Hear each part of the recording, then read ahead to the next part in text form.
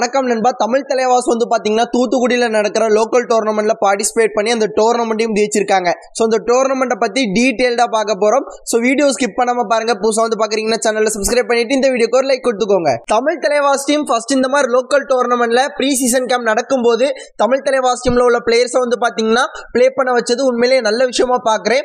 ஒரு பிராக்டிஸ் மேட்சாவோ இல்லைன்னா அந்த கேம் டச் விடாம போகாம இருக்கிறதுக்கும் இந்த டோர்னமெண்ட் பயங்கர ஹெல்ப்ஃபுல்லா இருக்க போகுது. ஸோ ஃபார்ம்ல இருக்கிறதுக்குமே இந்த டோர்னமெண்ட் பயங்கர ஹெல்ப்ஃபுல்லா இருக்க போகுது. ஸோ இந்த மாதிரி ஒரு டிசிஷன் வேற ஏதாவது டீம் இது வரைக்கும் எடுத்திருக்காங்களான்னு கேட்டீங்கன்னா எனக்கு கரெக்டா தெரியல. பட் தமிழ் தலைவாஸ் டீம் வந்து எடுத்திருக்காங்க.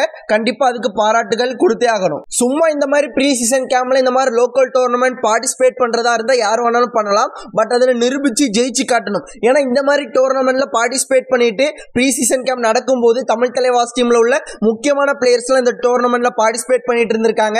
ஸோ இந்த டோர்னமெண்ட் தோத்தோம் அப்படின்னா எவன் எல்லாமோ கண்டதெல்லாம் பேசுவான். ஸோ அதெல்லாம் கேட்க வேண்டியது இருக்கும். பட் அதெல்லாம் தாண்டி ஒரு ரிஸ்க் எடுத்து தமிழ் தலைவாஸ் டீமோட மேனேஜ்மெண்ட் இந்த ஒரு டோர்னமெண்ட்ல பார்ட்டிசிபேட் பண்ண வச்சு இந்த டோர்னமெண்ட்லயும் தமிழ் தலைவாஸ் டீம் ஜெயிச்சிருக்காங்க. ஸோ ரிஸ்க் எடுத்ததுக்கு பலன் கண்டிப்பாக கிடைச்சிருக்கு. தமிழ் தலைவாஸ் டீம் இந்த ஒரு டோர்னமெண்ட்டை தமிழ் தலைவாஸ் டீமுக்கு பேக்கப் பிளேயர்ஸாக இருக்க போகிற பிளேயர்ஸ்க்காக தான் அப்ரோச் பண்ணியிருக்காங்க. அதாவது பிகேஎல் சீசன் 12 தமிழ் தலைவாஸ் டீமில் பெஞ்சிலையும் ஒரு சில பிளேயர்ஸ் இருப்பாங்க, வெளியும் உட்காந்துட்டு இருப்பாங்க, பேக்கப் பிளேயர்ஸாக இருப்பாங்க. அண்ட் அவங்க தான் இந்த டோர்னமெண்ட்டில் ப்ளே பண்ணியிருக்காங்க. ஸ்டார்டிங் 7ல இருந்து நரேந்தர், ஆஷிஷ் ரெனாத் இந்த மாதிரி பிளேயர்ஸ் அதெல்லாம் தாண்டி மற்ற எல்லாருமே பேக்கப் பிளேயர்ஸாக இருக்கிறவங்க தான். மோஹிதா இருக்கட்டும், இல்லைன்னா அபிராஜ் பன்னோரா இருக்கட்டும், ராபினா இருக்கட்டும். ஸோ இந்த மாதிரி நிறைய பிளேயர்ஸ் இருக்காங்க. ஹிமான்ஷுவா இருக்கட்டும், விஷால் செகலா இருக்கட்டும். ஸோ எல்லாருமே பேக்கப் பிளேயர்ஸா தான் இருக்க போறாங்க. அப்படிங்கும்போது அவங்கள செக் பண்றதுக்காக இந்த டோர்னமெண்ட் வந்து அப்ரோச் பண்ணியிருக்காங்க. அண்ட் அதுல ஒரு நல்ல ரிசல்ட்டும் கிடைச்சிருக்கு. அண்ட் இந்த ஒரு டோர்னமெண்ட்ல பவன் ஷெராவத்தா இருக்கட்டும், அர்ஜுன் தேஷ்வாலா இருக்கட்டும், மொயின் சஃபாகி இன்னும் வரல, கேம்ப்லேயே வந்து சேரல. நிதிஷ்குமாரா இருக்கட்டும், சாகரா இருக்கட்டும், அலிரிசா வந்து இன்னுமே வந்து சேரல. அப்புறம் வந்து பாத்தீங்கன்னா தருணா இருக்கட்டும், அனுஜ் கவடியா இருக்கட்டும், திராஜ் வில்பாரியா இருக்கட்டும். ஸோ இந்த மாதிரியான பிளேயர்ஸ்லாம் இந்த டோர்னமெண்ட்ல வந்து பார்ட்டிசிபேட் பண்ணல. இந்த ஒரு சவுத் இந்தியன் கபடி டோர்னமெண்ட்ல Tamil Thalaivas team first match வந்து பாத்தீங்கன்னா கற்பகம் யூனிவர்சிட்டி டீமுக்கு அகைன்ஸ்டா தான் ப்ளே பண்ணியிருந்தாங்க. ஆனா அந்த மேட்ச் வந்து ஜெயிச்சிட்டாங்க. ஆனா அடுத்த மேட்ச் வந்து பாத்தீங்கன்னா எஸ்ஆர்எம் டீம் கூட. எஸ்ஆர்எம் டீம் வந்து பாத்தீங்கன்னா பக்காவா பேலன்ஸ்டா கேம் ப்ளே பண்ணாங்க. தமிழ் தலைவாஸ் டீம் ஒரு 10-12 பாயிண்ட் வித்தியாசத்துல தோக்கடிச்சிட்டாங்க. எனக்கு ரொம்ப ஆச்சரியமா இருந்துச்சு. ஏன்னா தமிழ் தலைவாஸ் டீம் ஒரு நல்ல டீம் வச்சிருக்காங்க. இந்த டீமை வச்சு நம்ம தோத்துட்டோமே, நம்ம டீமுக்கு பிகேஎல் சீசன் 12 பேக்கப் பிளேயர்ஸா இருக்க போற எல்லா பிளேயர்ஸும் இருக்காங்க. ஸோ அவங்க ஃபெயில் ஆயிட்டாங்களே, நரேந்தரால கூட பெருசா ப்ளே பண்ண முடியல. ஸோ அவருமே ஃபெயில் ஆயிட்டாரு. இந்த மாதிரி ஒரு பெரிய வருத்தம் இருந்துச்சு. இந்த தோல்விக்கு அப்புறம் எனக்கு என்ன அப்படின்னா தமிழ் தலைவாஸ் டீம் வந்து அவ்வளவுதான் முடிச்சு விட்டுட்டீங்க போங்க அப்படிங்கிற மாதிரி தான் தோணுச்சு. பட் அதெல்லாம் தாண்டி குவாலிஃபயர்ஸ்ல ஒரு கம்பேக் வந்து கொடுத்தாங்க. கஸ்டம்ஸ் மதுரை டீம் கூட வந்து மோதணும். அங்க வந்து பாத்தீங்கன்னா ராம்குமார் மாயாண்டியன், லிங்கா, ஸோ இவங்க எல்லாருமே இருந்தாங்க. ஸோ அந்த டீமுமே ஒரு நல்ல டீம். ஸ்டார்டிங்ல பயங்கர டஃபா போச்சு. பட் ஒரு கட்டத்துக்கு அப்புறம் தமிழ் தலைவாஸ் டீம் ஒரு லீடு எடுத்து அந்த மேட்சையும் ஜெயிச்சிட்டாங்க.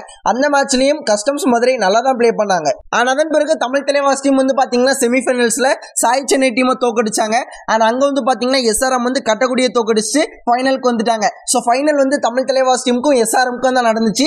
இது ஒரு ரிவெஞ்ச் மேட்சா இருக்கணும் அப்படிங்கறதான் தமிழ் தலைவாஸ் ஃபேன்ஸோட ஆசையா இருந்திருக்கும். பட் இந்த ஒரு ஃபைனல்ஸ் வந்து இன்னுமே டஃபா இருக்கும் அப்படிங்கிற மாதிரி எதிர்பார்த்தோம். ஏன்னா எஸ்ஆர்எம் டீமுக்கு மெயின் பிளேயர்ஸ் எல்லாருமே வந்துட்டாங்க. ஹரிசுதனா இருக்கட்டும், அப்புறம் தனசேகர், இவங்க எல்லாருமே வந்துட்டாங்க. ஓகேங்களா, ஸோ மேட்ச் வந்து பயங்கரமா இருக்கும் அப்படிங்கிற மாதிரி தான் எதிர்பார்த்தோம். But Tamil Thalaivas team one சைடாக ஜெயிச்சிட்டாங்க. இங்க என்ன பிரச்சனை அப்படின்னு கேட்டீங்கன்னா, சோ லீக் மேட்சஸ்ல எஸ்ஆர்எம் டீம் வந்து பாத்தீங்கன்னா பயங்கர பேலன்ஸ்டா இருந்து டிஃபென்ஸா இருக்கட்டும், அஃபென்ஸா இருக்கட்டும் சூப்பரா ப்ளே பண்ணாங்க. ஈவன் தோ அவங்களோட மெயின் பிளேயர்ஸ் இல்லைனா கூட பயங்கரமான கேம் வந்து கொடுத்தாங்க. டீம் பயங்கர பேலன்ஸ்டா இருந்து ரைடிங்கா இருக்கட்டும், டிஃபென்ஸா இருக்கட்டும். பட் இங்க வந்து பாத்தீங்கன்னா டீம்ல மெயின் பிளேயர்ஸ் வந்தாலுமே அந்த டிஃபென்ஸா இருக்கட்டும், அஃபென்ஸா இருக்கட்டும் டீம் பேலன்ஸா இல்ல. சோ அதுதான் அவங்க தோக்குறதுக்கு ஒரு முக்கியமான காரணமா இருக்கு. சோ டிஃபென்ஸ் வந்து கொஞ்சம் இம்ப்ரூவ் பண்ணி கொண்டு வந்தாலுமே ரைடர்ஸ் வந்து ப்ராப்பரா பாயிண்ட் எடுக்காததுனால எல்லா விஷயமுமே டிஃபென்ஸ் மேல விழுந்ததுனால டிஃபென்ஸாலையும் அதுக்கப்புறம் ஒரு கட்டத்துக்கு மேல அவங்களாலையும் ப்ராப்பரா ப்ளே பண்ண முடியல. அண்ட் டிஃபென்ஸ்ல வந்து பாத்தீங்கன்னா எஸ்ஆர்எம் டீமுக்காக இசைக்கு வந்து பாத்தீங்கன்னா சூப்பரான கேம் வந்து கொடுத்தாரு. அண்ட் இந்த மேட்சோட ஸ்டார்டிங்ல வந்து பாத்தீங்கன்னா ஒரு பாயிண்ட் வந்து தமிழ் தலைவாஸ் டீமுக்கு கொடுத்திருப்பாங்க. ஆனா அதெல்லாம் வந்து பாத்தீங்கன்னா அன்ஃபேர். அந்த பாயிண்ட் வந்து எஸ்ஆர்எம் டீமுக்கு தான் போயிருக்கணும். So even though Tamil Thalaivas டீமா இருந்தாலும் அம்பையர் அது கொடுத்தது தப்பு தான். எதனால அவர் அப்படி பாயிண்ட் கொடுத்தாருன்னே தெரியல. நீங்க மேட்சை பார்த்திருந்தீங்கன்னா உங்களுக்கு புரியும். அண்ட் ஓவராலாக தமிழ் தலைவாஸ் டீம் நல்ல கேம் கொடுத்து தமிழ் தலைவாஸ் டீமோட டிஃபென்ஸ் இந்த ஒரு டோர்னமெண்ட்டில் பயங்கரமாக இருந்திருக்கு. ரைடர்ஸ் ஸ்டார்டிங்கில் கொஞ்சம் ட்ரபிளாக இருந்தாலுமே விஷாலாக இருக்கட்டும் நரேந்திரா இருக்கட்டும் கொஞ்சம் ட்ரபிள் பண்ணாலுமே ஒரு கட்டத்துக்கு அப்புறம் சூப்பராக ப்ளே பண்ணாங்க. முக்கியமாக இந்த ஃபைனல் மேட்ச்சில் நரேந்திரா இருக்கட்டும் விஷாலாக இருக்கட்டும் ஹிமான்ஷுவா இருக்கட்டும் ரைடிங்கில் சூப்பராக ப்ளே பண்ணாங்க. அபிராஜ் பன்வருக்கு ஒரு சில வாய்ப்புகள் கொடுத்தாங்க. அவர் ஏதோ ஓரளவு நல்லா ப்ளே பண்ணார். ஓகேங்களா.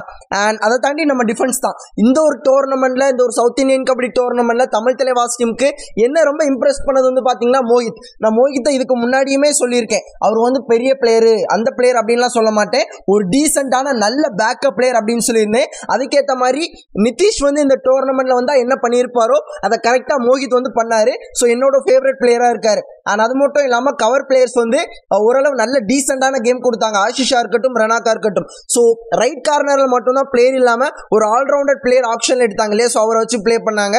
பட் அந்த ஒரு பொசிஷன் அவருக்கு கரெக்டாக செட் ஆகலை. அந்த ஒரு பொசிஷன்லேருந்து பெருசாக அவருமே பாயிண்ட்ஸ் எடுக்கல. ஆனால் அதெல்லாம் தாண்டி தமிழ் தலைவாஸ் டீமில் உள்ள எல்லா பிளேயர்ஸுமே நல்ல கேமை கொடுத்து இந்த ஒரு டோர்னமெண்ட் வந்து ஜெயிச்சிருக்காங்க. அண்ட் முக்கியமாக சஞ்சீவ் பலியான் அவர் நினைச்சிருந்தா சுரேஷ்குமாரை மட்டுமே அனுப்பி இந்த டோர்னமெண்ட்டை பார்க்க சொல்லியிருக்கலாம், கோச்சிங் பண்ண சொல்லியிருக்கலாம். பட் அவருமே வந்து எல்லாத்தையுமே பார்த்து இந்த ஒரு டோர்னமெண்ட் ஒரு சாட்டிஸ்ஃபைடான டோர்னமெண்ட்டாக இருந்துச்சு. அண்ட் தமிழ் தலைவாஸ் டீம் தமிழ்நாட்டில் நடக்கிற லோக்கல் டோர்னமெண்ட்டில் ரொம்ப நாளுக்கு அப்புறம் ஜெயிச்சிருக்காங்கன்னு நினைக்கிறேன். கரெக்டாக PKL சீசன் 10 ஆரம்பிக்கிறதுக்கு முன்னாடி திசைன்வேலை டோர்னமெண்ட்டில் தமிழ் தலைவாஸ் டீம் வந்து ஜெயிச்சாங்க. அப்போ அபிஷேக் எல்லாம் ப்ளே பண்ணாங்க. அதை தாண்டி நிறைய டோர்னமெண்ட்ஸ் ப்ளே பண்ணியிருக்காங்க. சாகர் வந்து ப்ளே பண்ணி கொடுத்துருக்காங்க. ஃபைனல்ஸ் வரைக்கும் வந்திருக்காங்க. பட் அதுக்கப்புறம் பெருசாக டோர்னமெண்ட்ஸ் ஜெயிக்கல. ஸோ இந்த ஒரு டோர்னமெண்ட்டை ஜெயிச்சிருக்காங்க. ஸோ ரொம்ப சந்தோஷமா இருக்கு. அண்ட் கண்டிப்பாக SRM டீமுக்கும் ஒரு பெரிய வாழ்த்துக்கள் வந்து தெரிவிச்சே ஆகணும். ஏன்னா லீக் மேட்சஸில் நம்மளை தோக்கடிச்சு கண்டிப்பாக ஆச்சரியப்படுத்தியிருக்காங்க. ஒரு பயங்கரமான கேம் வந்து கொடுத்துருக்காங்க. இதுக்கு முன்னாடி நிறைய டோர்னமெண்ட்ஸில் SRM டீம் நிறைய டீம்ஸை சர்ப்ரைஸ் பண்ணி அந்த டோர்னமெண்ட்டையும் ஜெயிச்சிருக்காங்க. ஸோ அந்த வகையில் இந்த வாட்டியும் பயங்கரமான கேம் கொடுத்துருக்காங்க. ஸோ அவங்களுமே சூப்பராக ப்ளே பண்ணாங்க. அண்ட் இந்த வீடியோவை இதோட முடிக்கிறேன்ப்பா. ஸோ இதே போல் நல்ல வீடியோவில் நாளைக்கு பார்க்குறேன். அது வரைக்கும் டாட்டா பாபாய் see you நண்பா. அண்ட் பேக்ரவுண்டில் ரெயின் ட்ராப் அந்த சவுண்ட் வந்து கேட்டுச்சு அப்படின்னா மன்னிச்சுக்கோங்க. மழை பயங்கரமாக பெய்யுது. ஸோ நாய்ஸை ரெடியூஸ் பண்ண முடியல.